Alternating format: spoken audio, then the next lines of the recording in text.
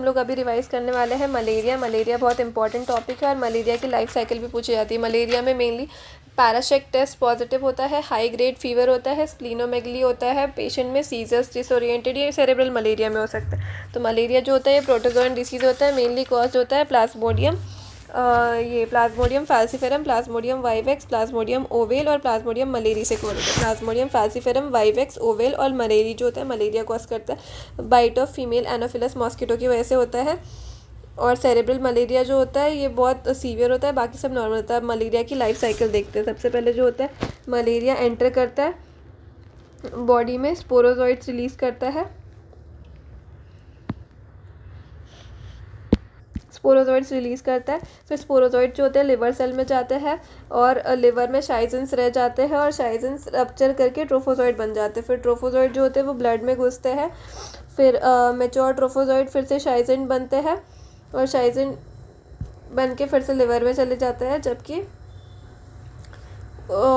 कुछ trophozoite gametocyte बनते हैं। फिर गेमेटोसाइट जो होता है फिर से मॉस्किटो बाइट करता है, मॉस्किटो के अंदर जाता है, फिर गेमेटोसाइट से जाइगोट बनता है और ऐसा साइकिल कंटिन्यू करते रहता है। ये बहुत सिंपल सी साइकिल है। सबसे पहले ये इंपॉर्टेंट है कि स्पोरोजोइड आता है, फिर शाइजेंट ले जाता है लिवर में और उसके बाद में जो ट्रोफोजोइड रहते हैं वो ब्लड में जाते हैं। ट्रोफोजोइड से मीरोजोइड बनते हैं, मीरोजोइड से गेमेटोसाइट बनते हैं। फिर गेमेटोसाइट जो होते हैं फिर से मलेरिया की बॉडी में जाते हैं फीमेल, और फिर उसके बाद में फिर से स्पोरोजोइड बनता है सलाइवरी ग्लैंड।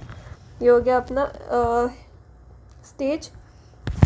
स्टेजेस मतलब लाइफ साइकिल मलेरिया की। फिर मलेरिया में क्लिनिकल फीचर्स क्या आते हैं? मेनली जो होता है इसका इंक्यूबेशन पीरियड 12 to 17 डेज होता है वाइवेक्स का, और ओवेल का 15 to 18 डेज होता है। प्रोडॉर्मल फेज में हेडेक होता है, फटीग, एब्डोमिनल डिस्कम्फर्ट, मसल एक और फीवर आ जाता है।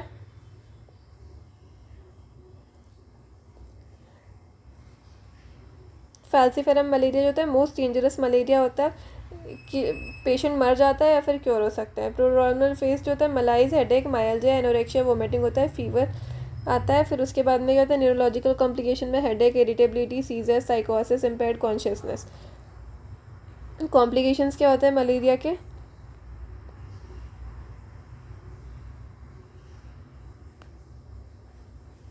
Impaired consciousness, hyper paraesthesia, hyper pyrexia, hypoglycaemia, ARDS, फिर metabolic acidosis, renal failure, anaemia, ये सब कॉम्प्लिकेशंस होते हैं मलेरिया के। इसके बाद में हम लोग देखते हैं कि न्यूरोलॉजिकल मैनिफेस्टेशन के कॉजेज़ क्या होता है? High grade fever, anti malarial drugs जैसे कि क्लोरोक्विन, हाइपोग्लाइसीमिया, हाइपोनेट्रीमिया, ये सब।